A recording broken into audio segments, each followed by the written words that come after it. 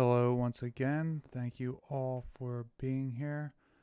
Welcome to part 5 of Christ's Millennial Kingdom, the 1,000 Years of Peace, and its destruction.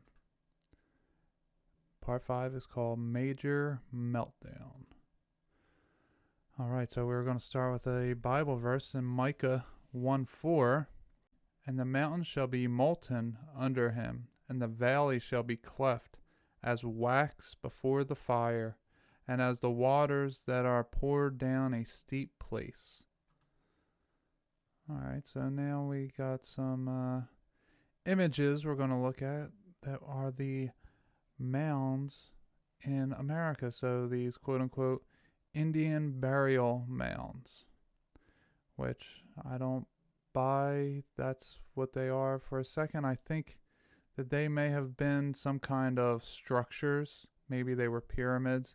Maybe they were these ziggurats, which are, or part of anyway, which are, a ziggurat is many different structures. It's essentially like a town. It's many different pyramids in one area, and it's called a ziggurat. So this one, I mean, it's multi-layered. This looks like it could have easily have been some kind of structure. Obviously, the steps are put in later, but just this whole thing, this does not look like it's just naturally occurring. It looks like it would maybe was melted down. All right, you got some more here. And the stairs, you'll see stairs on some of them. They're always man-made, recently. These things are huge. They're not just burial. And when we talk about Indian burial grounds, we're not talking about Indians, okay? We are talking about the giants, the Nephilim, and their demon spirits that haunt those areas. That's why, it's a whole different meaning when you start to understand that it's not Indians. And firstly, they're not even Indians. They're natives to the Americas. We don't know. Maybe they come from the land we know as India, but Indian was a racist term that was just given to the people here by Christopher Columbus. So anyway, back to these mounds. This looks like, this one on the left here looks like it was a structure. That this is a flat top now. Obviously someone made this. Now there's grass growing over it, and who knows what's actually inside of it. This one on the right, this is a whole mound. It's circular at the top. This could have been pointed and then been melted down. Again, same thing going on with these ones. And look at these people, how small they are. This thing is huge. Not that they're small people, but there's people. And this one is huge. And you got this one over here. Same idea. These are not just burial mounds, excuse me. These are former buildings of some sort. Pyramids. I don't know. They were some kind of structure. You could see it being a pyramid, that, or maybe it was a flat top pyramid like in Mesoamerica. Who knows? Alright, well, now I bring up the Serpent Mound. This is in Ohio, and you have this Serpent Mound. So I bring this into play a little early so that you guys just have an idea that there were mound structures. Obviously, this is a structure that was created. This is not naturally occurring. So these mounds that they tell us are mounds are not necessarily just for burying people. It's ridiculous. And here's a better look at the Serpent Mound. So if we go back here, you can see a little bit over here, the head. Maybe it's a head. Maybe it's a snake eating an egg. A serpent eating the seed of humanity. Could be, but it also could be like a lion head, or, okay, I say lion head because Yaldabaoth in Gnosticism is known to have a lion head and a serpent body. But what I'm saying is this could be a round head, or like a human head with a snake body. It also could be a snake eating an egg. Not, either one works for me. I think that it's actually a rounded head, and that this is the body of it. But I've known to be wrong before. So let's get into some more pictures of, these mud flood events. Now, I'm not going to cover this in great detail. Again, there are so many people all over YouTube that do a great job on covering the mud flood and these old cities, or these current day cities that in the 1800s and 1900s just were demolished with mud, covered. And we're just going to look at some of it briefly, just in case you're unfamiliar with the idea of what we're talking about here. So, you have this house up on this hill, this house down here. This place is just in ruins, right? With all this uneven dirt and everything, how are you even getting the building materials here? How are you building a house up on top of this little hill? It just doesn't make sense that you would just build it right on top of here. And how would you get the building materials to even this place? It's not flat at all. None of it makes sense. All right, here we go. Look at this. Look at all these different columns. And you have a city built right on top of an old city. There was a city here, and now there's a city up here. And they started excavating the dirt and the mud. Why? I don't know. I don't even know where this is. But obviously, they built the modern city on top of the old city. They just used the roof of the building to lay down, I don't know, I can't even tell if there's pavement. Well, there's cars driving, so it probably is pavement, probably not dirt roads. But they just paved on top of the buildings that were here. Maybe there's a layer of mud in between the pavement and the roofs of these buildings. But they just followed it like exactly. It's curved around and everything. And it goes to the side here. It's literally a city built on top of a city. So imagine all the cities in America. What would you find under New York City, under Philadelphia, like under San Francisco? Like I said before in a previous part, that San Francisco is built on top of pyramids. That's why it is so steep. Like, what are our cities built on top of? All right, here we go. Another excavation. Look at all these red bricks that are just underground here. They're digging all this stuff out. Like, this is a city up here. And what's down here is the remains of something. There was some civilization down here.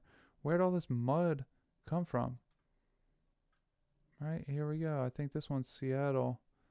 Right, I believe it says, yeah, here you go, Seattle music. It says, this is Seattle. So, again, look, cars, pavement, just driving on top of these old buildings. Where did all the mud come from to cover everything up? Did it come from all those mounds that were melted down? All right, so here we go. Enoch chapter 1, verses 4-7. The Holy Great One will come forth from his dwelling, and the eternal God will tread upon the earth, even on Mount Sinai, and appear from his camp, and appear in the strength of his might from the heaven of heavens. And all shall be smitten with fear, and the watchers shall quake, and great fear and trembling shall seize them unto the ends of the earth. And the high mountains shall be shaken, and the high hills shall be made low, and shall melt like wax before the flame. And the earth shall be wholly rent in sunder, and all that is upon the earth shall perish, and there shall be a judgment upon all. Okay, so Book of Enoch, it is in the canon of Ethiopia, not in the canon other places, but I think the Book of Enoch is very valid, and I have a series on the Book of Enoch, a 3-part series that I suggest you all go watch if you haven't seen that yet. And then here we go. This is a castle that was melted. I mean, look at this. This is these little points. Now, remember all those different cathedrals I've been showing with the pointed tops? I mean, that's exactly what this is. There's different pointed tops all over the place. And now it's melted into sand and dirt. Up here, look at this. Up here, look at this. All these things were melted. From what? Was it from the stars falling from the heavens and striking the earth when the sun burst, like we already went over in Great Balls of Fire, Part 4? Now this one's super interesting. Now look at this. So this looks like rock, right? Okay, but look at this. This could be an eye. This could be his hair. This could be the nose. This could be the mouth. And the other eye could be missing. This could be a huge giant, firstly, that turned into rock somehow. And then a long time after, structures were built on top. Now, you can't really tell the difference between this wall and this rock down here. I mean, imagine if it gets a little bit older, what this is going to look like. Could it look like that? It very easily could. This compared to this.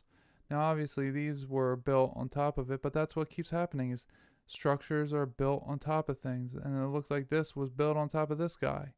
This looks like a person. If you're not familiar with The Rocks Were Alive, you should definitely join the Facebook and Instagram groups.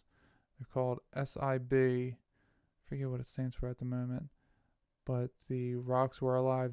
There's so many great pictures of the rocks used to be these giant structures that are now rock. Used to be people or animals that are now cast into stone somehow. They're fossilized into rock, petrified, if you will. All right, here we go again. Look at all these people are visiting.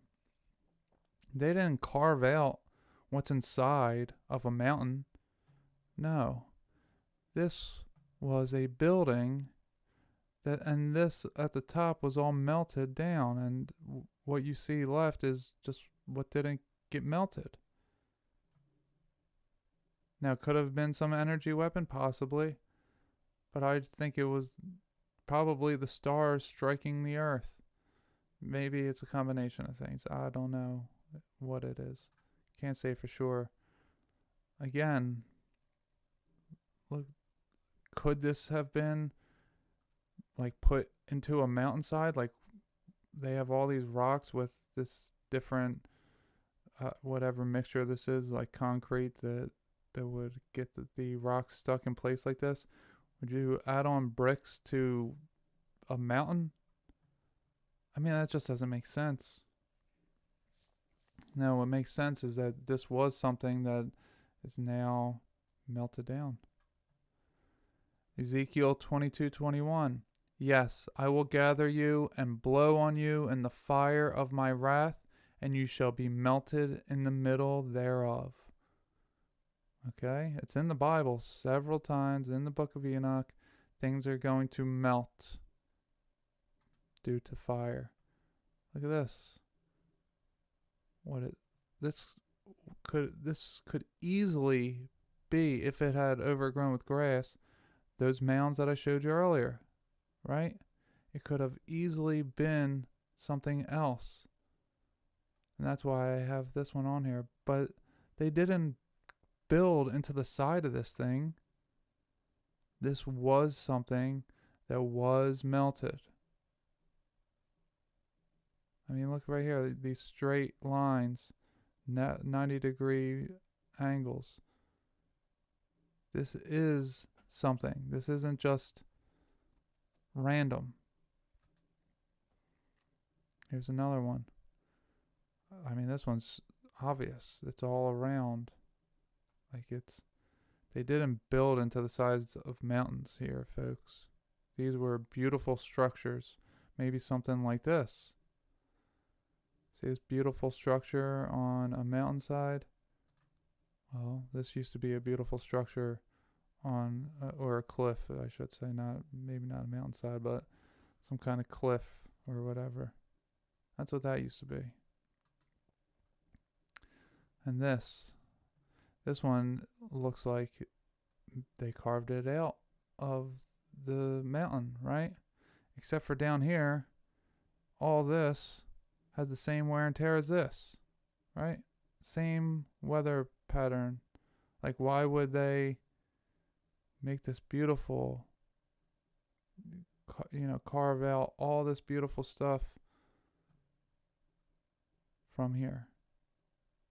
Like, how could they have if it has the same weather patterns on part of it? Look, it's going down.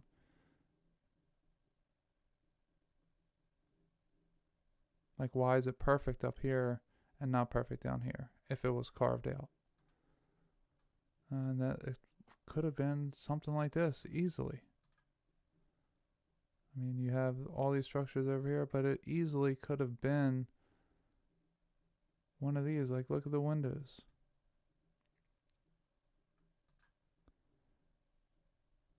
When you know what to look for, you can see it. Now, this is obvious. I mean, look. This is obviously a old building, right? But over here, it just looks like it starts to turn to rock. And who knows how long until this looks like this.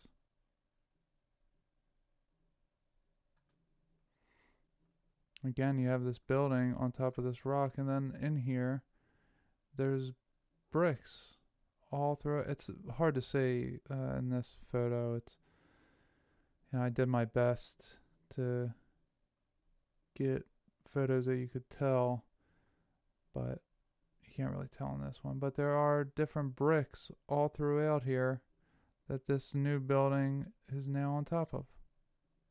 But why would you put brick and mortar into a mountain? Just randomly into a mountain? You wouldn't.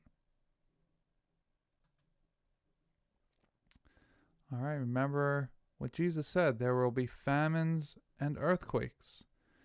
So, there in 1811, 1812, there was an earthquake, a series of earthquakes called the New Madrid Earthquakes. And I will read off here in a moment about what they are, but I have a 2-part series already on my playlist, Covered Up History, where I talk about the destruction, the biblical apocalypse already having happened, and the New Madrid earthquake. And I go over in more detail things that I'm not going to cover here. So if you guys aren't familiar with that series, I suggest you go check that out as well. So the 1811, 1812 New Madrid earthquakes were a series of intense intraplate earthquakes, beginning with an initial earthquake of moment magnitude between 7.2 and 8.2 on December 16th, 1811, followed by a moment magnitude 7.4 aftershock on the same day. 2 additional earthquakes of similar magnitude followed in January and February 1812. They remain the most powerful earthquakes to hit the contiguous United States east of the Rocky Mountains in recorded history. The earthquakes, as well as the seismic zone of their occurrence, were named for the Mississippi River town of New Madrid, then part of the Louisiana Territory, and now within the U.S. state of Missouri. And fun fact, side note, is that the Mormons believe that Missouri, Jackson, Missouri, is where Eden was. So that's a fun fact for you. So the Mississippi River ran backwards due to this earthquake, due to the series of earthquakes. The force of the land upheaval 15 miles south of New Madrid created Reelfoot Lake, drowned the inhabitants of an Indian village, turned the river against itself to flow backwards, devastated thousands of acres of virgin forest, and created 2 temporary waterfalls in the Mississippi. The Mississippi, that sounds biblical to me. The Mississippi River ran backwards for 3 days. All right, the Great Famine. Also, I didn't have this in my 2-part series because there's so many other famines, but I brought it up here now just to give a brief example, but go back to that 2-part series in which I cover all the famines and so many more things that occurred, disease, pestilence, all of it that occurred in the 1800s that signified the biblical apocalypse, which is the end of the millennial reign. In my opinion, that's what that is. That's leading to the rapture, leading to Satan's being loosed from the pit, so that we are now at the end of that, which is the true end times. But there's so many different things that occur in the end times. Like there was the beginning of the millennial kingdom. That stuff happened in the 1st century AD. That there was an end of the world type stuff going on then that led into the millennial reign. There was the end of the millennial reign, which we're covering here, which led into Satan's little season. And now there's an end to Satan's little season, which is leading into judgment. So there's 3 different destructions happening in these quote-unquote 2,000 years. It's not 2,000 years. I don't know how long it is. But just according to our timeline, it's, the last 2,000 years. So the Great Famine, the chronology of the Great Famine documents a period of Irish history between November 29th, 1845 and 1852, during which time the population of Ireland was reduced by 20 to 25%. The proximate cause was famine resulting from a potato disease commonly known as late blight. Although blight ravaged potato crops throughout Europe during the 1840s, the impact and human cost in Ireland, where a third of the population was entirely dependent on the potato for food, but which also produced an abundance of other food, was exacerbated by a host of political, social, and economic factors which remain the subject of historical debate. All right, more of Jesus' words. You will hear of wars and rumors of war. So the War of 1812 was a conflict fought by the United States of America and its indigenous allies against the UK and its allies in British North America, with limited participation by Spain and Florida. Well, and not just that, but the French were also fighting with Native Americans in the United States of America. So also what was going on at that time in the world, the French invasion of Russia, also known as the Russian Campaign, the Second Polish War, the Second Polish Campaign, the Patriotic War of 1812, and the War of 1812, was begun by Napoleon to force Russia back into the continental blockade of the United Kingdom. Napoleon's invasion of Russia is one of the best studied military campaigns in history and is listed among the most lethal military operations in world history. It is characterized by the massive toll on human life. So Napoleon, right? Remember in the Bible, it says Apollyon or Abaddon would be the name of the person, right? The destroyer. Well, Napoleon could also be Napoleon. Napoleon. In Apollyon. N Apollyon. The A-N, Apollyon, N Apollyon. You talk about word magic, it is right there. In Apollyon, a destroyer who was going around conquering, invading Russia, invading and conquering all of Europe, invading the United States as well. And everyone knows about the hidden hand symbolism that an Apollyon uses. I mean, it's very interesting what was going on. So here's the Napoleonic Wars, the coalition forces. So this is everybody that France was going against. the United Kingdom, the Holy Roman Empire, that was until 1806, Austria, Prussia, Russia, Spain, Sweden, Portugal, Baden, Bavaria, Brunswick, French Royalists, Hanover, Hungary, Liechtenstein, Montenegro, Nassau, Netherlands, Ottoman Empire, Papal States, Cahar, Iran, Sardinia, Saxony, Sicily, Switzerland, Tuscany, and Württemberg. I haven't even heard of some of these countries before, but they were the coalition forces that Napoleon was going against. So then you have France and its client states. So you have the French Republic until 1804, French Empire from 1804. So it was called the French Republic, and then it was changed to the French Empire. Austria, Denmark and Norway, Cahar, Iran, Prussia, Russia, and Spain. So I know that some of these are on both sides here. I'm not sure why that is. This isn't something that I completely just put together in this way. I did take it off of Wikipedia, so there you go with that.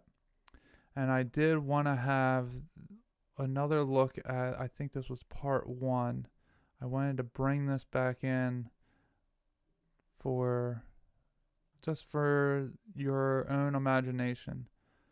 After the defeat of the forces of evil, mountains will crumble, the earth will become a flat plain, and judgment will be instituted on the people of earth. The true believers in Christ will be rewarded with heaven and eternal communion with God, and the disbelievers and unrepentant sinners will be consigned to hell and eternal separation from God. So this was in part 1. This was part of the belief. It's just very interesting, one of the belief systems about what the millennial reign would be. It's just very interesting that this says that the earth will become a flat plain. It's very interesting. All right, so that is the end of part 5. Please like, share, and subscribe if you haven't done so already. Let me know what you think in the comments section. And please forgive me for the little errors that were there. My StreamYard didn't record correctly in parts 1, 2, 3, and 4. When I did 1 and 2 together, I did 3 and 4 together. They didn't come out very well. So I'm finding another way to record. My internet never bleeps out on me, and there were different parts missing in part 4. So please forgive me for that. But when you get this close to the truth, those who run the realm don't want it to be put out there. So I hope you all enjoyed it, and stay tuned for parts 6, 7, and 8, and we'll see you there.